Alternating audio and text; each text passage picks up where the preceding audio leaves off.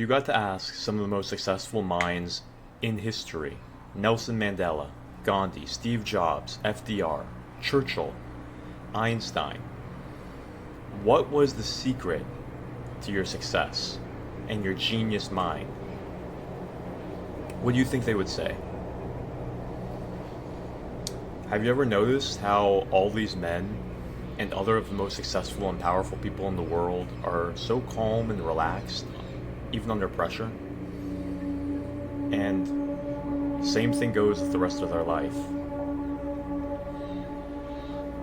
Instead of losing their composure in the hardest situations in the world, the best leaders in the world are able to keep a calm mind and take the actions that change the course of history for all of us. They seem to get so much done without moving fast, grinding, or working hard. It seems like they're operating from a higher intelligence rather than, doing the same things less successful people busy themselves with. They just act differently. The countercultural surprising fact is that the most revered and elite leaders in history, who were the most historically successful and respected men, they'll support the cause and the case for a calm mind and mental relaxation being the actual source of their success and genius. Take Nelson Mandela. 27 years of imprisonment. What did he do? He practiced mindfulness and meditation, finding solace in the routine of his thoughts. He faced so much adversity, but he remained composed, and he believed that his resilience would inspire hope in other people around him, including all the South Africans. When he got released, his calm demeanor won people to him. It laid the foundation for the peaceful transition. They had apartheid, and it brought them to democracy. You never saw him losing his calm mind. We look at Gandhi. There were violent protests all throughout India in their struggle for independence. Who was their leader? Of course, it was Gandhi. What was he like, though? Well, he always was steadfast and peaceful. That was actually his campaign. He said non-violence. It was always about peace. He was always meditating. There was a critical meeting where emotions were running high. There were the Indians, and then there were the English. What did he do? He encouraged his followers to sit in silence, focus on their breaths, ground their thoughts, which gave them calm mindfulness, and it transformed the tension and the animosity in the room into constructive dialogue, reinforcing his belief in nonviolence, not just physical nonviolence, even resisting the violence of the mind.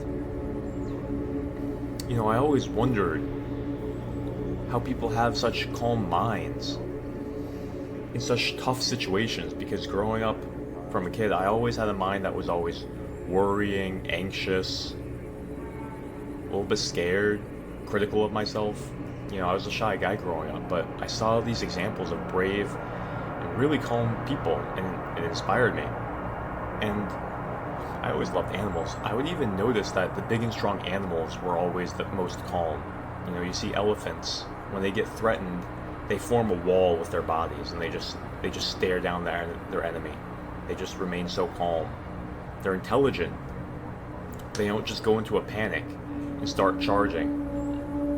They think. They form a wall to protect their young, and they just stare you down. Same thing with lions. The leaders of the pride, look at the male lions. They exude calm. They have a presence of authority. It's very regal, especially in the midst of challenges. When, for example, other rival males, they try to take over their territory, what do? They remain poised, actually. They sit there quietly and observe before taking any action. So you see their calm approach, just like the men, the leaders, it gives them access to a clear perspective to assess the situation accurately. It's a powerful strength. It gives them patience rather than impulsiveness. You see the strong gorilla, how slow he walks. And you see this in men and in nature. You see Winston Churchill. World War II was happening. There was bombing in London. Churchill had a steadiness, a resolve to win. You look at what he said. Sirens are blaring. Chaos is everywhere. What does he do? He famously gathers his staff and says, "We shall go on to the end." Maintaining that calmness. And the British people, they felt it. During their worst times, they needed that peacefulness. FDR did that too. It gives them morale. Perseverance requires calmness of mind and a conviction and hope. So FDR did that too, World War II. I mean, the Great Depression just happened. Economic despair. What did he do? He had fireside chats. What does that even mean? It's calming. People wanted that calmness, that reassurance.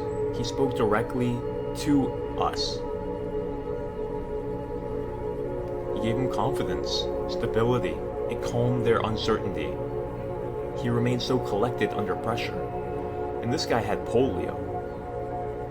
And you just see the peacefulness of his personality.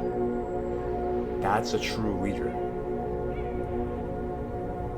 So you see, their relaxed mindsets not only help them maintain their control of the situation, and it attracted them followers. These are the leaders of the world. But it was the key to their success. Most people don't put those two together.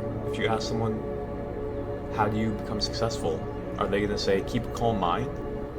Or are they going to say, hustle, work, grind? The truth is, relaxation is actually a causal ingredient to success and health. The most revered and elite leaders in history, who were the most legendary and successful and respected men in the world, support the case for relaxation and a calm mind being the source of their success and genius. They think differently than the average person. You look at Albert Einstein and his thought experiments. Everyone knows he had groundbreaking theories, but he credited his moments of deep relaxation for his most profound insights. He discovered the theory of relativity while daydreaming. He was in that relaxed state.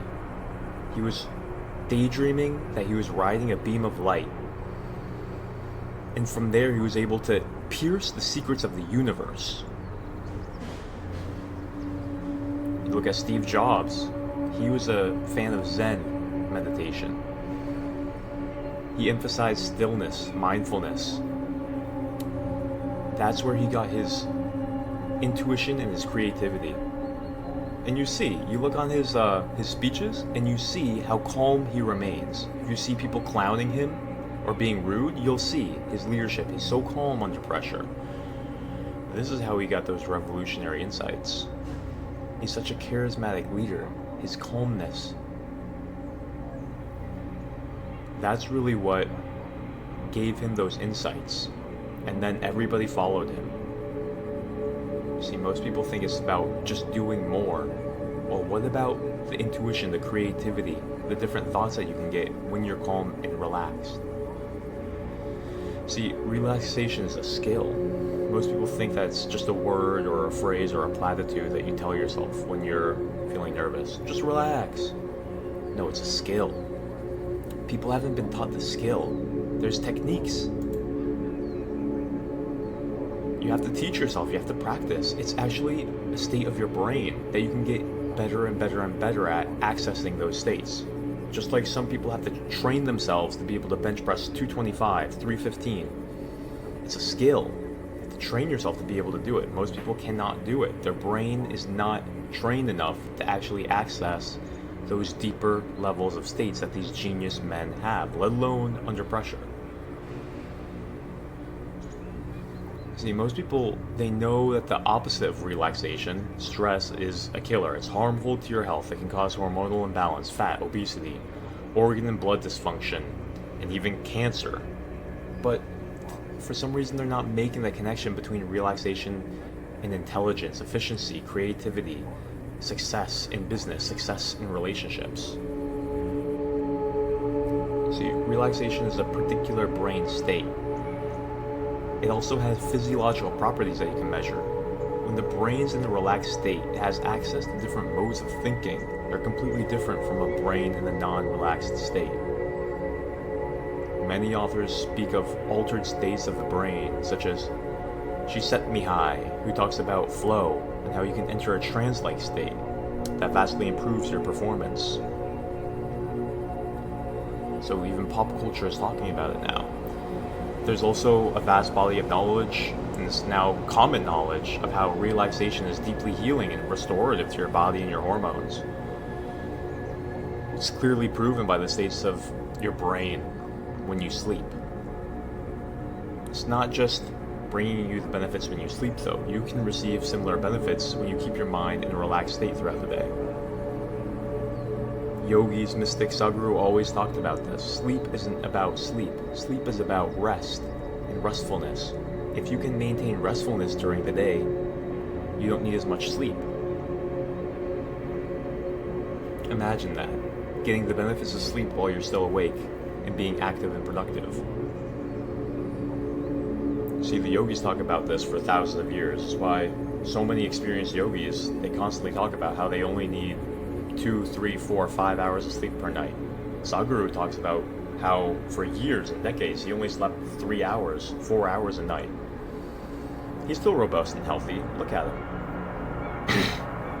He's an icon for productivity. So the point isn't to decrease your sleep to a certain level to try to be more efficient. No. The point is to incorporate relaxed brain states into your life as much as possible to reap all of the benefits. I actually tried to decrease my sleep without decreasing my daily restfulness. It doesn't help. It's actually a trap. So,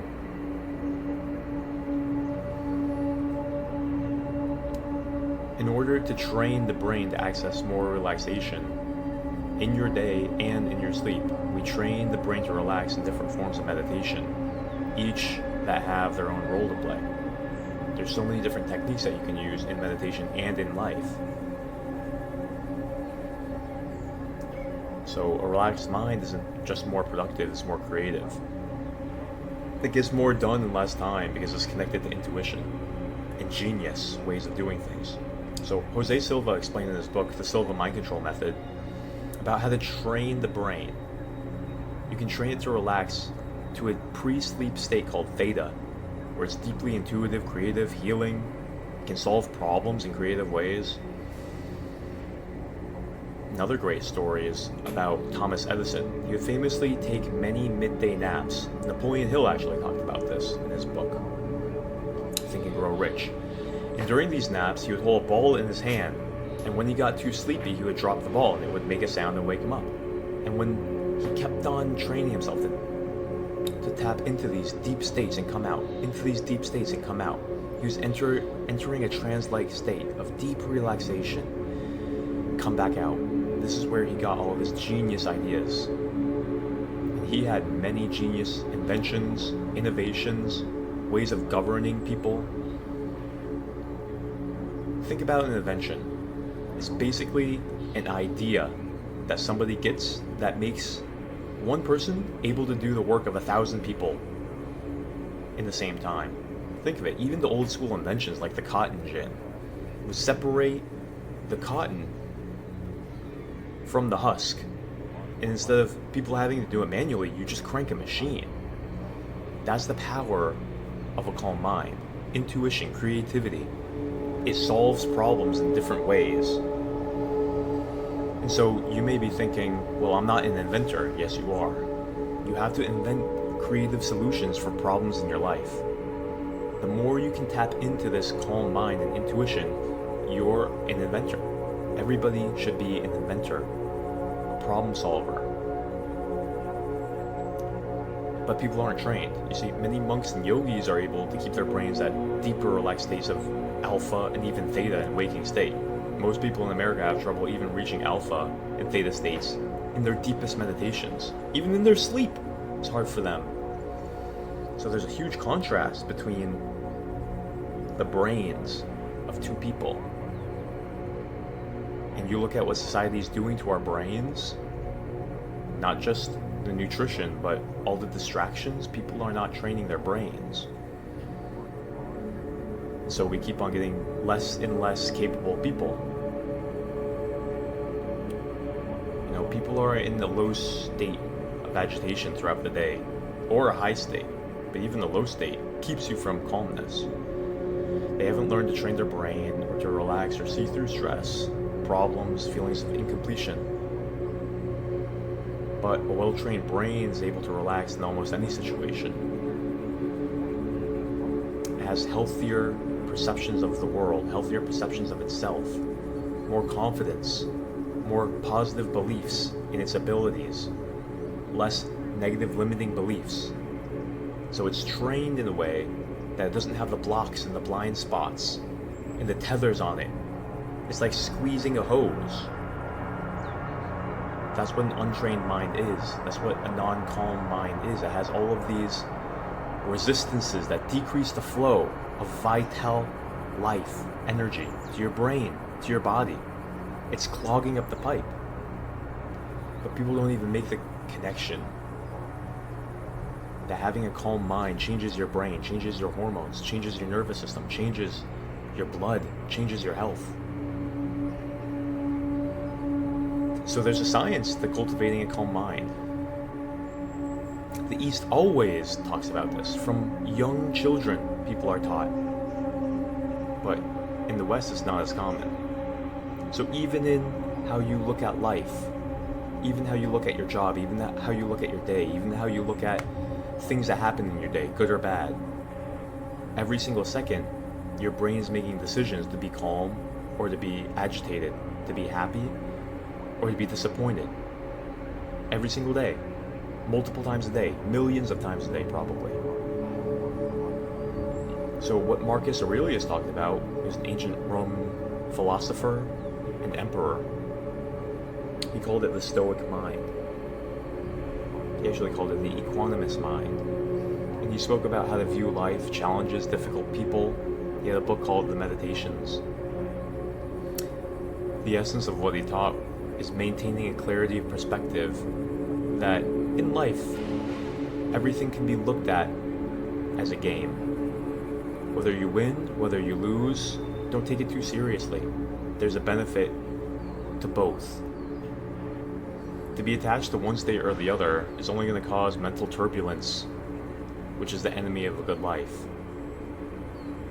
So, you see from his book and his mind, his philosophy, that a main factor to maintaining a relaxed and calm mind is setting up your presuppositions about life in the correct way, so you don't end up undermining the very earth that you stand on. In other words, if you think that you need external situations to go the way you want them in order for you to be relaxed and calm, you're setting yourself up for failure. You'll never have a calm mind.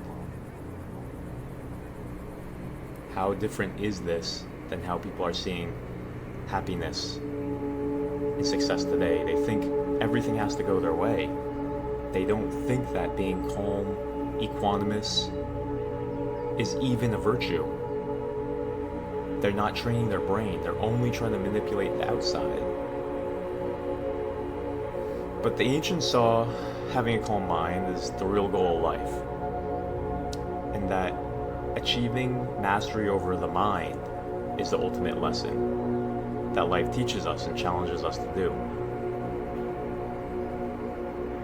So such a paradigm shift between how the West sees it. People will drive themselves sick and mad trying to make the external situations line up for them. Relationships. They didn't do what I want. They don't like me. They're doing something that I don't want. Business, money. Life is so chaotic. Life cannot go the way that you want. So what do you do when it doesn't go the way that you want? Sure, do everything you can to set things up in the most harmonious, beautiful way. But when it doesn't go right, how do you maintain yourself? You know, Andrew Carnegie, robber baron, one of the wealthiest men in the world, $600 billion equivalent in wealth to nowadays. He was going mad with all the problems in his business. He didn't know how to handle the stress, all the negative press, all the people that hated him were saying negative things about him. He was losing his hair, he was aging quickly, he had nervous breakdowns, he was always frustrated and angry about losing money, saving money. How many people can relate to that? You know, it's not just him, it's the Western mind that isn't trained. It's seeking all these other things as the ideal and not the calm mind, not self-control. See, they saw this as the ideal. The yogis even went as far in their realization that they said, everything in your perceptual experience is only mental phenomenon. It's your creation. So everything in your life is just mind. It's your own mind. Everything happens in your brain. And since your brain is the only way you perceive the world in your life as you know it, all experiences are only happening inside you. Therefore, you can re-engineer yourself for peace, relaxation, and calmness. Now, even sounds, you're hearing the sound of my voice right now. It's really just vibrations that your brain is interpreting. And there's so many layers of what's happening. You're hearing it, you're reacting to it, you're telling yourself a story about it, you're saying this is valuable, this is not valuable, I like this, I don't like this. Your mind is generating all these thoughts and feelings. It's only inside you. It's not what I'm saying. I could say you're ugly. It's up to your mind to make that interpretation. And it's constantly making those interpretations. So it's just a shame that people nowadays don't even acknowledge relaxation, a calm mind, equanimity as a virtue to strive for as your life's goal. On the contrary, in American society, hustle and grinding and hard work is idolized. External success is idolized. Who in America is striving to be a sage? Who sees that as their goal? Win or lose, still happy. Money or no money, still happy. It's like the book of Job. Job had everything. Respect, money, wealth, animals. All of a sudden, life takes it away from him.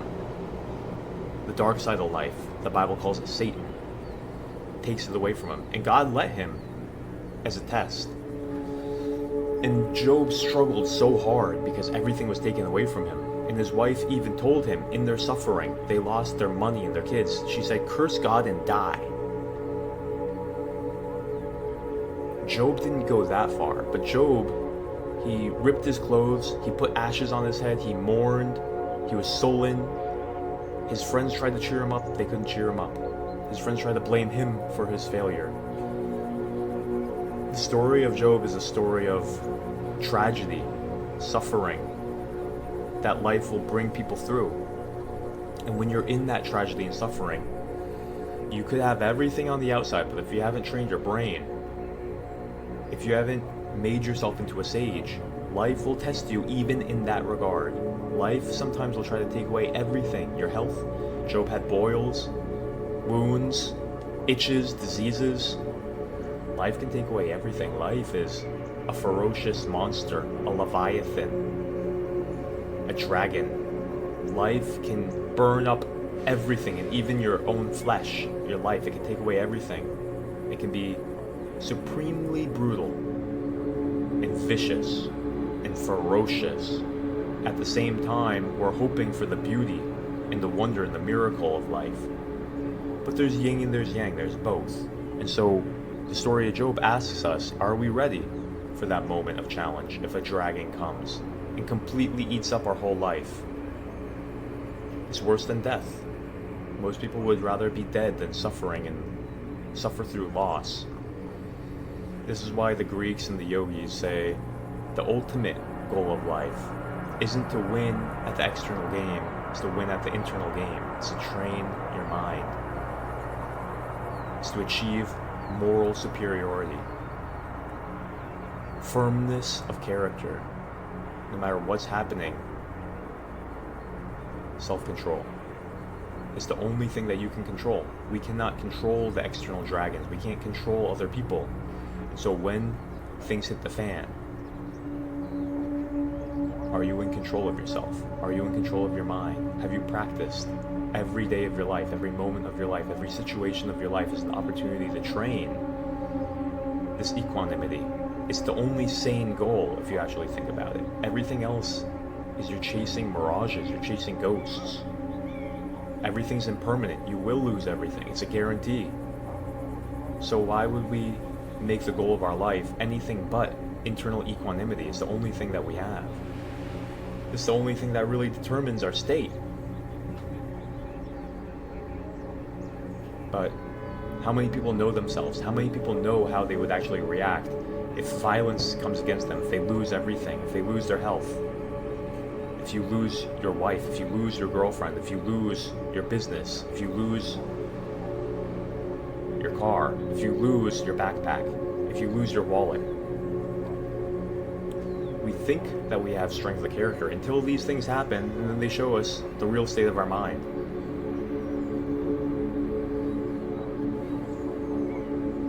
Know thyself means we have to put ourselves in many different situations and not deceive ourselves. Friedrich Nietzsche said the mind is an impenetrable fortress. It's like a labyrinth.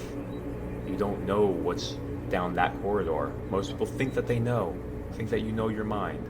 It's a labyrinth with many dark turns and corners and surprises and trap doors that will surprise even you. It's an adventure to explore your own mind just by putting yourself in different situations. You don't know what you're going to say. You don't know what you're going to feel. You don't know what you're even going to do. See, whence cometh the pride, said the philosopher. People think that they have themselves figured out, you have life figured out, just wait. If we were really as sagacious and wise and noble, then maybe we'd be running cities, running neighborhoods, running states. Maybe we'd be having the success of these emperors, like Marcus Aurelius, like Job. But you see, even people with low reputation, low skills, low income, low social standing, no respect. Whence cometh the pride? It's such a human disease in the mind that people don't even know that they have it. It's like people that don't know that they have skin cancer until it's too late.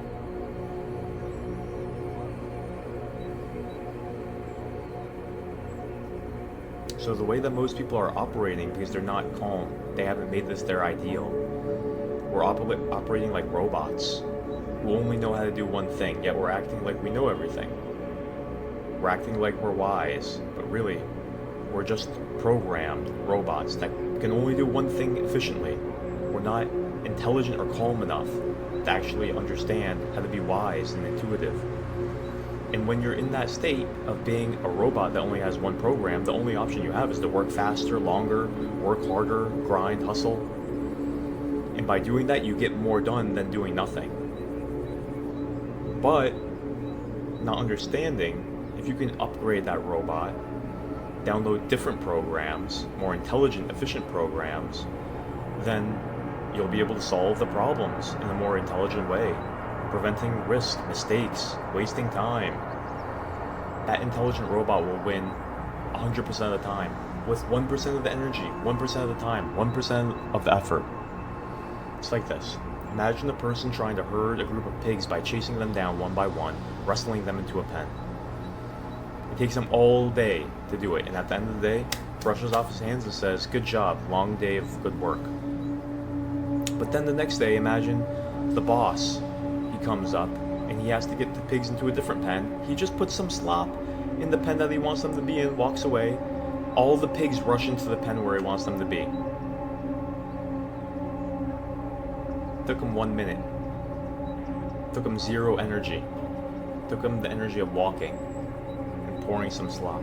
That's the difference between someone who's operating in a calm and intelligent mode versus someone who's operating in the hard work paradigm. You know, Stephen Covey said, put first things first and sharpen the axe. What's going to happen if you're trying to chop down a tree all day with a blunt axe? You know, a lumberjack will come by, and with one fell swoop of his axe, he can cut down a tree that you've been working on for hours. That's the difference. Another example, famous entrepreneur Tim Ferriss. People know him for the 4-hour work week. One time he was asked how he spends his day to be so productive. And he answered with a sly smile that they'd be surprised if they saw what he really does. He wakes up, takes his time, drinks some tea, reads a book, takes a walk, meditates, thinks, contemplates, journals. And he'll do this for weeks. He says, most of my day is spent thinking and prioritizing how to knock down the big domino. The one thing that's the most important factor, that if I knock it down, it's going to knock down all the other smaller dominoes. See, that's the characteristic of a smart, intelligent mind. And how's he going about it? Relaxation, calmness. You get still. Who wants to meditate in America? Who wants to get still? They get so agitated. That's the state of their mind. Even just sitting in the peace, you can put a candle, be alone in a quiet room. Most people can't even relax. You can't even meditate for 3 minutes, 5 minutes. How are you going to access your intuition? People aren't making that connection. I have so much to do, I don't have time to meditate. You don't have time not to meditate. What if there was a solution that could save you 100x the time, 1000x the time that you're not seeing because it's in your blind spot? Because you haven't realized. You can actually know the answer but not be using it. Think about that. It's not just a matter of learning the answer. Sometimes you literally know a way that will save you 1000x the time and energy, but you're not doing it. It's because the brain is not in an intelligent place. Sometimes you don't even remember what you have. Sometimes, here's a good example, sometimes you're holding the object that you're looking for. You ever do that? You're looking for something, and your friend says it's in your hand. That can be happening in many different ways. You have it in your hand, but you're not using it. You think you don't have it, but you already have it. But you're in a state of worry, looking, seeking, craving, desiring, feeling like you don't have it. What if you already have it? What if you could think and grow rich? You know, it's not talking about scrambling around being a squirrel and grow rich. No, it's thinking.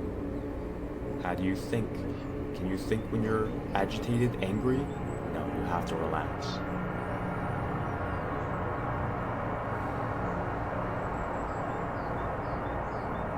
If you could look at 95% of humanity, I think you would see so many of them operating like the farmer trying to chase down each pig instead of operating like the boss, knocking down the big domino, pouring the slop and getting them to do it on their own. People are trying to influence people. People are trying to make connections. You know, there's a simpler way to do it if only you were using your intelligence. So relaxation is connected to intuition. You can train it. This is what Jose Silva teaches. This is why we practice the Silva method of meditation. This is why we practice yogic meditation. This is why we practice all the different forms of relaxation during your day. You can connect to intelligence of a higher order. Napoleon Hill called this infinite intelligence. And there was different methods that he taught to be able to connect to it. It saves time, energy, lets you do the work of 1,000 men in even less time. See, all these things that we talk about on the channel are geared towards giving you a calm mind and a calm body. Sometimes your body is so agitated and sick that it makes your mind agitated and sick. So sometimes you have to have the right nutrition, the right micronutrients. You have to stop eating poison and detoxify yourself so that your body can actually work. There's many different things that go into it. Napoleon Hill talked about the mastermind, how when you're with another person, the combined factors of both of your minds, both of your brains, create a third mind called the mastermind. Same thing when you're with 4 people, 10 people, 100 people. It's called collective consciousness. People call it groupthink nowadays. The influence of everybody else in your vicinity on your mind and the new mind that you create together. You ever noticed that when you're in a different group of people, you feel differently? The conversation will steer in a different direction. You'll even start talking about things that you usually don't talk about. It's the concept of the mastermind. Everybody's mental vibrations, their mental state, their emotions are subtly but powerfully influencing everybody else's. And so if you can get around people who think differently, who think effectively, who stay calm, who don't have violence in their head, and violence just means agitation. They have pure thoughts, organized thoughts, helpful thoughts, sharp thoughts, intelligent, deep, educated thoughts, open-minded thoughts. That brings you into deeper and deeper and deeper states. There's many different ways that you can influence the state of your mind. Many different ways that you can induce relaxation. Before we talk more about that, some people actually get this confused, the calm mind, with relaxation and lethargy. Some people think that they're actually relaxing a lot of the day, but they say, no, relaxation doesn't do that. I relax all the time, and I'm not getting any genius ideas. No, that's fake relaxation. That's not real relaxation. That's lethargy. You see, it's theta, the deep, relaxed states of the brain. So people think that they're relaxing. You're not really relaxing if you're watching a movie, if you're getting distracted, unless if it's a very specific type of content that you're watching. Very profound, very meditative. If you're watching gunshots, bombs, arguments, sex, this is all taking your mind out of relaxation, actually. It's putting it into beta. It's scientific. So, watching TV on the couch most likely isn't going to get you in that state of mind. It's not focused enough. It doesn't have enough intention. You see? Miset Mihai, author of Flow, he talks about entering flow. You have to have a couple of different circumstances, ingredients to enter a state of flow. You have to have intention. It has to be engaging and interesting to you. It has to be the right challenge level. You have to be curious about it. When you get the right factors and ingredients, then your mind is able to relax into this state, become focused.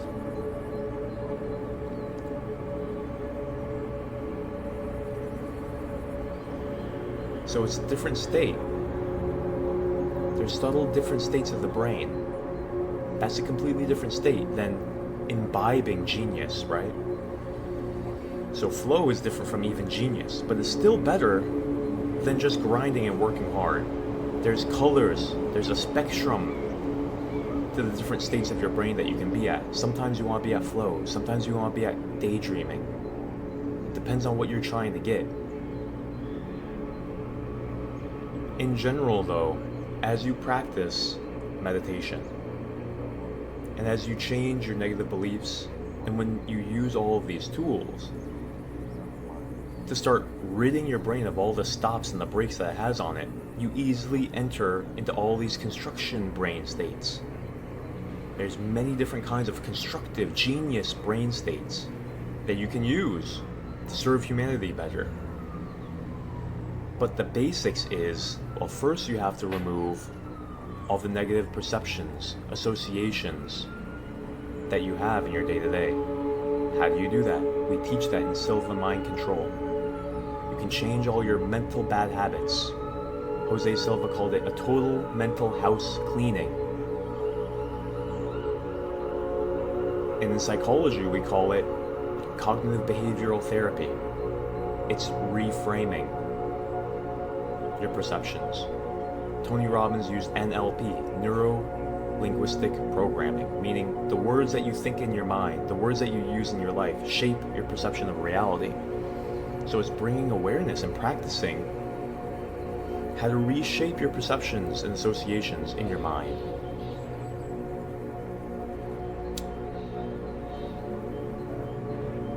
And it's practicing, no matter what happens, to be able to see the advantage. Ralph Waldo Emerson actually had a stunningly concise essay, one of the most wonderfully intelligent group of pages I think I've read in my whole life. And he talks about how no matter what happens, there's a disadvantage and an advantage. Most people ruin their mental peace and their potential because they're only seeing the negative. But no matter what happens, there's a positive and a negative. So people have actually trained themselves to be disturbed, disappointed.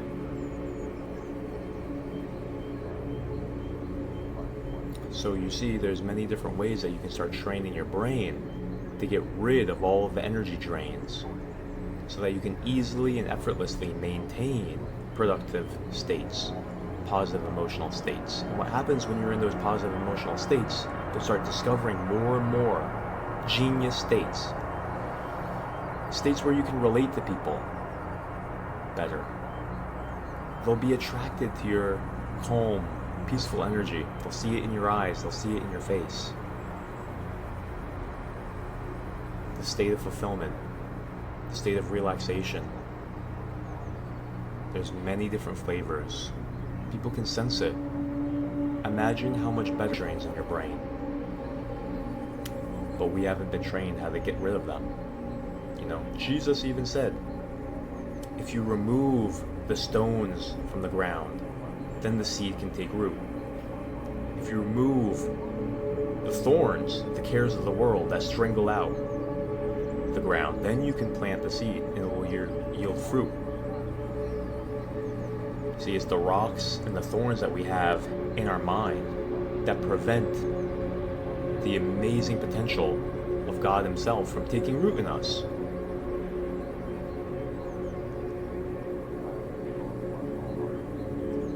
People even get anxiety about socializing. Imagine an ant who is afraid to meet another ant. It ain't normal, folks. Humans are afraid to meet other humans. We're afraid to talk to other humans. People have these mental blind spots, these mental drains everywhere in their life. People can suffer anything, like Sadhguru says. People can suffer being married or unmarried.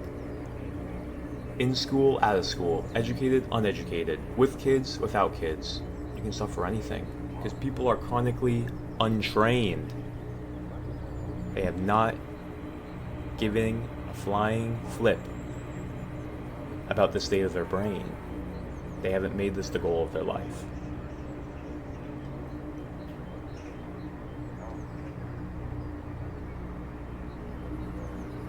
Sadhguru also says, you want to train yourself to be able to be intense, but not tense. So many people, when they try to get intense, they'll actually enter a state of tension, which is really just fight or flight. And that actually repels opportunities from you. And then when people try to get relaxed, they get too lax. They get lethargic. So what he says is the key is you have to be intense, but not tense. Relaxed, but not lax. It's kind of like Bruce Lee. You imagine Bruce Lee. About win or lose. It's about how you feel as you perform. It's about the feeling of being alive. It's not about thinking, well, what's going to happen to me later if I win or if I lose. No. See, that's just a projection of the mind too. That's just creating static. That's just creating attachment. That's just creating fear that it will either happen or not happen. The real state that so many sages talk about is the only time you're ever alive is right now. So focus on that. Enjoy it. Be able to enjoy it. Don't project too much about what's going to happen if you win, what's going to happen if you lose. Remember Emerson. He said, no matter what happens, win or lose, there's a benefit and a detriment to both. It's not about that. It's about how alive you can become by freeing your mind from these projections. You think it's going to be better if you win. You don't know that. Some people think it's going to be better if they win the lottery, if they get married. You don't know that. Sometimes when you get what you want, you find out it's the ultimate curse. And sometimes you find out, hasn't it happened in your life, where you don't get what you think you want, but you're happy. That's the deceptive nature of the mind, isn't it? And so we're projecting. Our desires are projections, they're phantoms. They're just beliefs. You think that if you get what you want, then you'll be happy. How many times has it happened? You got what you wanted, but you're still not happy. Same thing happens with celebrities. How many celebrities get everything that they want, still depressed, go to drugs, alcohol, suicide? So our expectations, our desires, our attachments to trying to resist certain things that will happen to us, isn't that what's causing our pain, our suffering, our misery?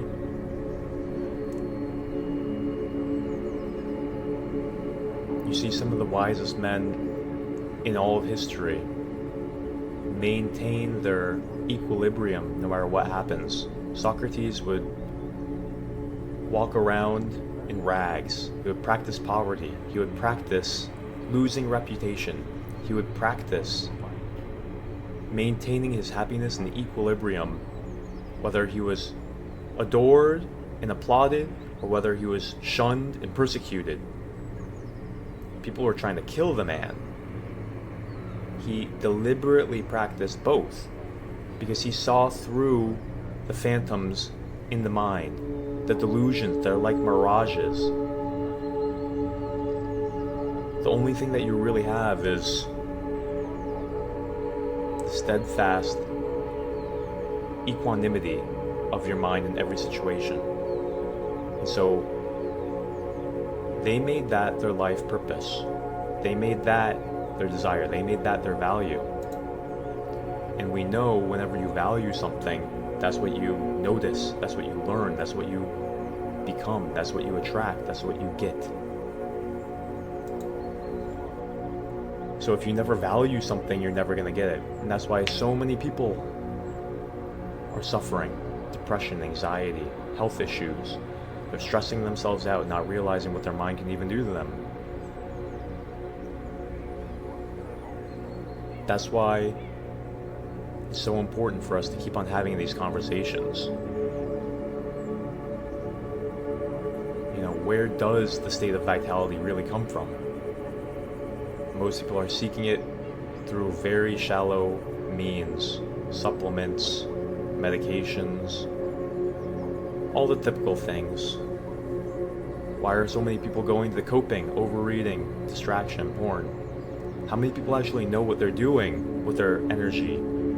How many people actually know what they're doing with their mind? So the question becomes, well, if I do value it, how do I cultivate this state of mind?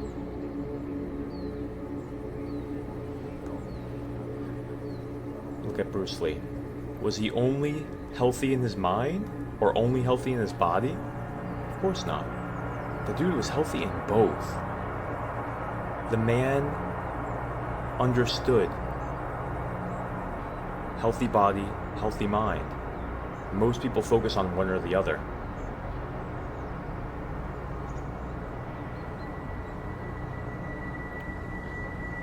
First step for most people is cultivating a relaxed state of mind. You can do that with meditation techniques. You find that the more you practice these techniques, the more you'll be able to access deeper states of relaxation in your brain, in your solitude, in your peaceful room. But with enough practice, you're going to find that your brain is able to stay in those states and access those states better and better during your everyday life more and more. It's called neuroplasticity. It's basically how your brain is able to mold and shape and change. It gets shaped by the sum of all of the input, and it carries those changes forward, just like a muscle. It can atrophy, it can grow. Think of it like this. If you get stronger in the gym by training, it's easier to be strong in your day-to-day life. The same goes for meditation training. You're training your brain, and the better it gets at accessing those relaxed states, the more you'll be able to maintain it during your day.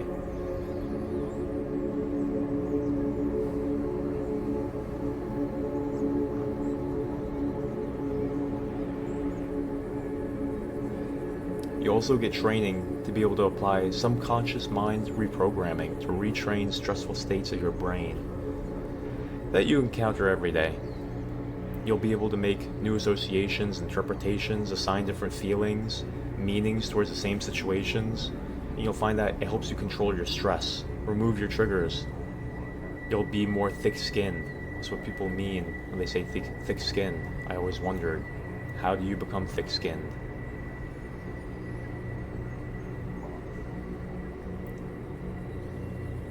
So it's also important to cover the psychological techniques from the branches of neuroscience that you can use not just when you're meditating, but in your day-to-day, so that you can train yourself every moment of your day to maintain that calm and relaxation. We talked about NLP, CBT, Tony Robbins, Emerson, the Stoic philosophy. These are all foundations. If you don't have these foundations, how will it even be possible for you to be able to navigate and take any control over your brain with all the different things that are happening? Most people get disappointed, flustered, agitated, angry by hundreds of things a day. People have all these phantom cravings that they think will make them happy. Addictions to these cravings. Phantom aversions, thinking that it will be so bad if this happens to me, that can't happen to me. No equanimity. All of these things are foundations. If you don't get these foundations right, how is it going to be possible even to maintain any level of peacefulness and calmness of mind? What about the idea that no matter what happens, I'm going to be okay? No matter what happens, no matter if the worst happens, bring it on. I'll be okay. The worst that can happen is suffering. But most of the suffering happens in your mind. Pain can happen to the body. Most suffering is how you're reacting to the pain.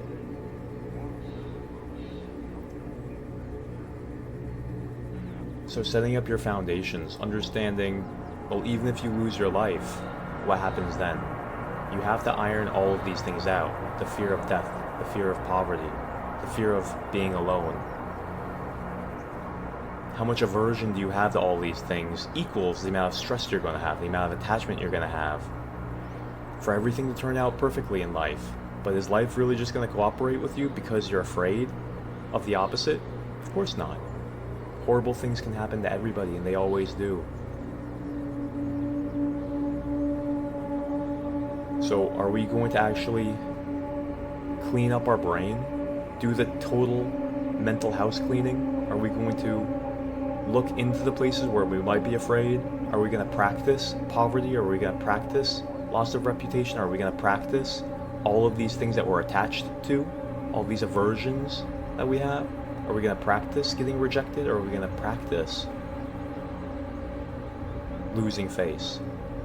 Or are we so attached to being perfectly interpreted by everyone? How is that ever going to happen? So many people drive themselves crazy because they realize no matter how good you are, There will always be a group of people that hate you and despise you and abuse you. Even Jesus Christ. All of the greatest men in history had their haters. So living, thinking that you can go your life without ever losing face, without having to face your fears, without having to face death, without having to face pain, without having to face sickness, it's delusional. So is your foundation philosophy that we're here to experience and overcome all of these mental phenomenon, and that no matter what mental phenomenon is happening, it's there for you to overcome it, and once you transcend it, once you master it, that's the real purpose of your life. Everything is a teaching to that end.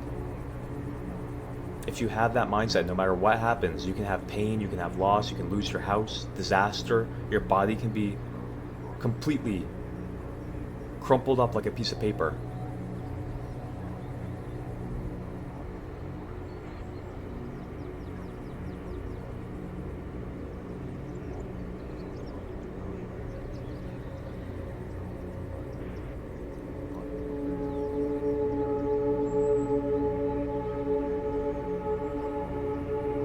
The Stoics, they spoke of embracing your destiny, of embracing this moment, of embracing everything that happens as inevitable because it's happening. You cannot erase the reality that's happening right now. And the yogis speak of this too. You do your best to live your most perfect life, your most upright life. But whatever happens, you can't erase that it's happening right now. So might as well have peace with it.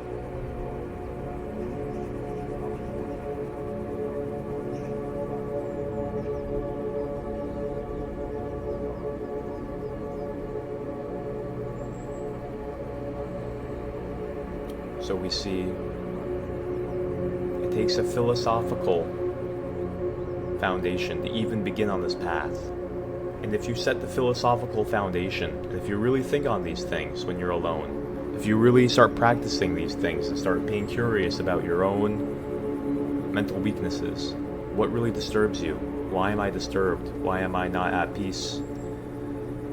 Which situations in my life would disturb me?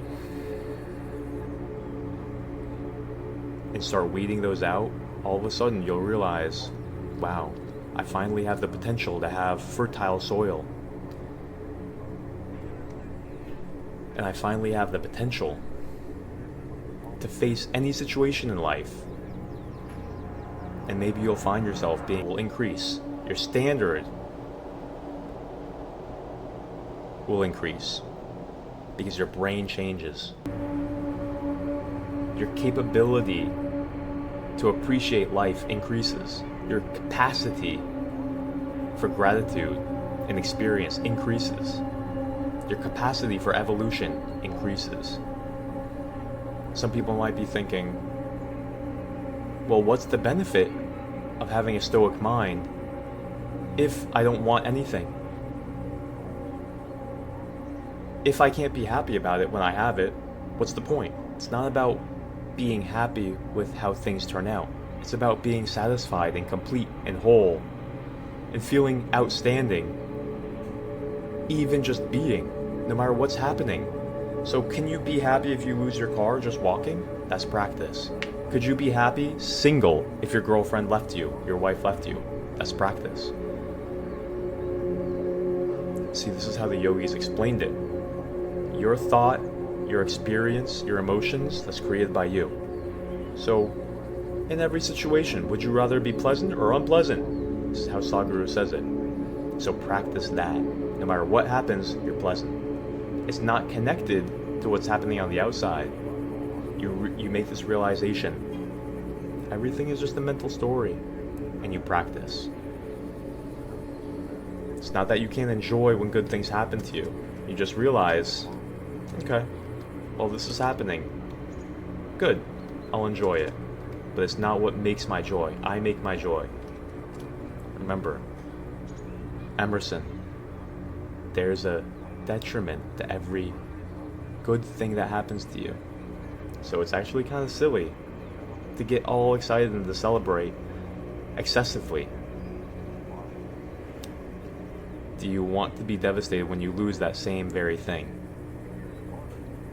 Take life as it comes. Do your best and be your best, and let your own inner man be your joy.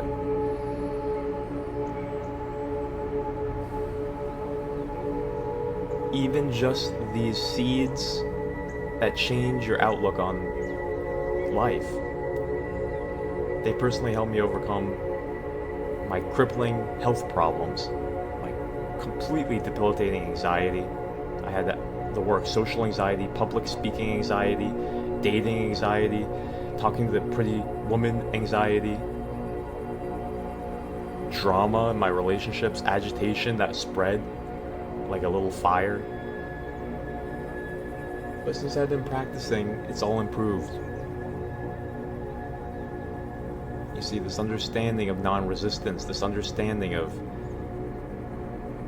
no matter what happens, you're okay with it. It gives you a strength. No matter what happens, good. You get rejected, good. There's no such thing as rejection.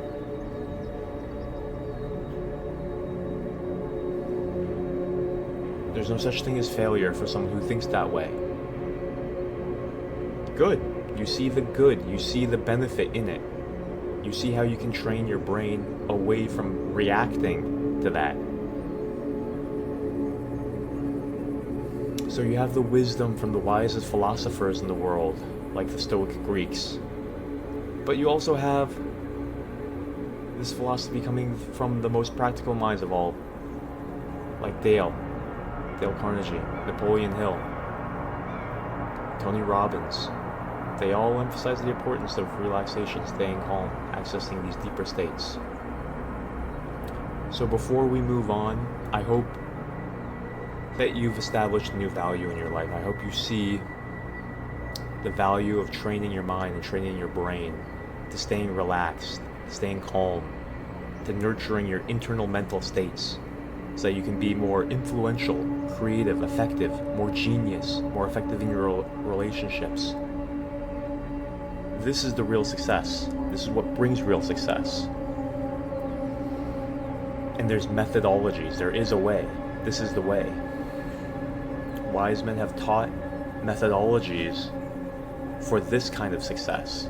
And so this is the most important undertaking that you'll ever do.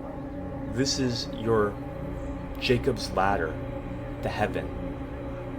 This is not get rich quick.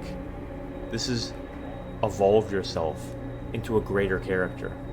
This is you follow this kingdom principle and everything else in your life will come. This is you change yourself and you change your life. You change all your results. It's going from being a new man instead of just having new things. Doing new things. It's being different. It's thinking different. It's feeling different. It's changing your internal foundational structures.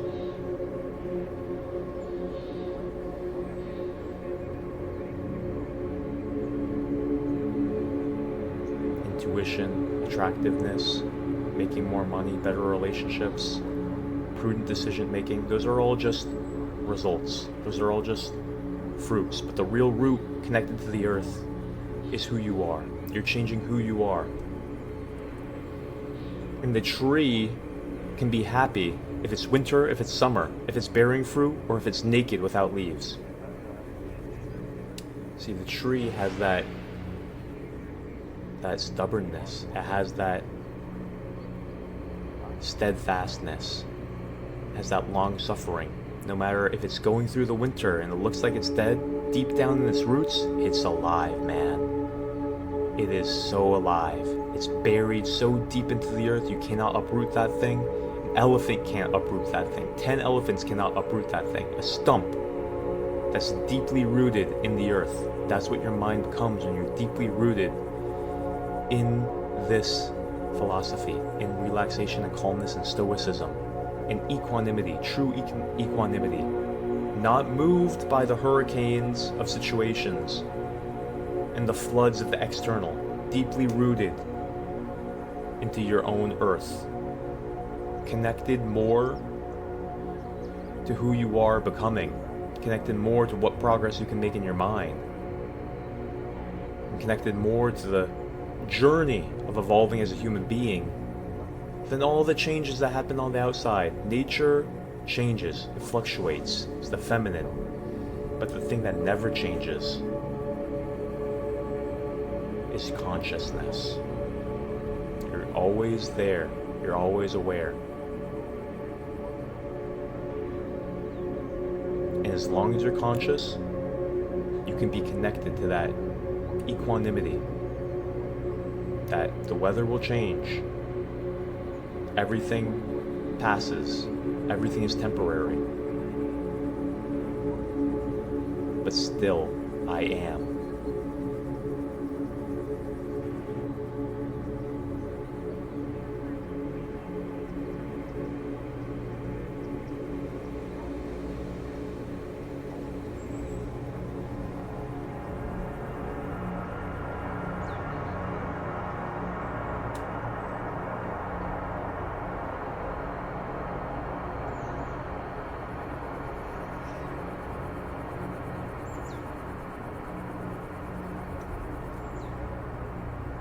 So to feel this wonderful calm, it will become deeper and deeper in you.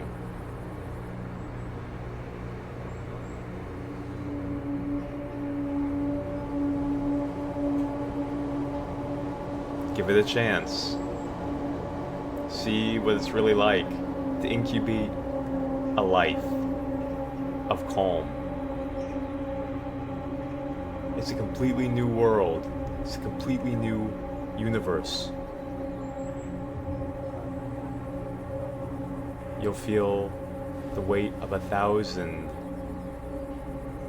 unnecessary weights fall from your shoulders. Even just drop a few and you'll feel the amazing blessings of entering a new golden era of equanimity.